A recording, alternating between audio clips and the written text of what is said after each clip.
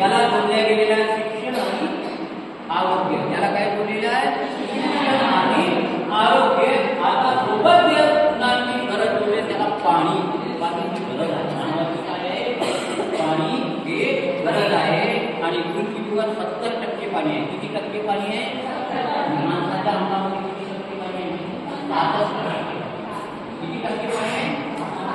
66%. पाण्यानं भरून आहे.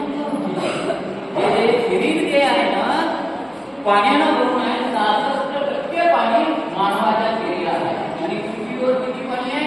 70% आहे. बरोबर आहे की नाही? तुम्ही पहा आपल्या अंगामध्ये घाम जाऊन येते. घाम येते की नाही? का बरं घाम येते? वरून जातं का पाणी तुमच्या अंगावर? हे 66% पाणी. डोळ्याने पाणी जाऊन येतं का बाहेर? डोळ्याने पाणी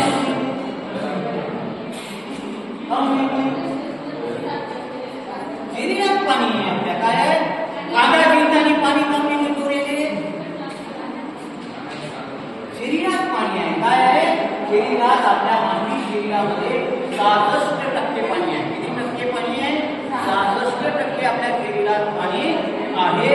आणि त्याच्यामुळे आपलं पाण्यावर काय आहे? एकदा महिनाभर जेवण नाही भेटलं तरी चालत, पण पाणी आवश्यक आहे. पाणी काय आहे? आवश्यक आहे. त्याच्यासाठी नियमावली आपल्याला करणं फार अत्यंत महत्वाचं आहे. म्हणून नियम याच्यामध्ये दिलेला आहे. काय दिलेलं आहे? नियम. मी तुम्हाला सर्व सांगतो. पाण्यावर पाण्याची गाव करायची काम करायची जल जीवन मिशन अंतर्गत कोणते कोणते नियम आपल्या गावकऱ्यांना पाळायचे आहे हे सुद्धा आपल्याला यानुसार ठरवायचं आहे. काय ठरवायचं आहे? यानुसार ठरवायचं आहे. म्हणून त्या पद्धतीनं गाव पातळीवर नियोजन करत असताना काय काय करायला पाहिजे त्या पद्धतीचं हे करायचं आहे. त्याच्यात नियम दिला पान नंबर 54 वर. पान नंबर 54 पेयजल संहिता जो आहे आपला. संहिता म्हणजे नियम, नियमावली.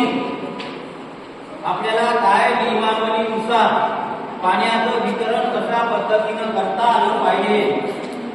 याच्यामध्ये नियम असा एक दिलेला आहे.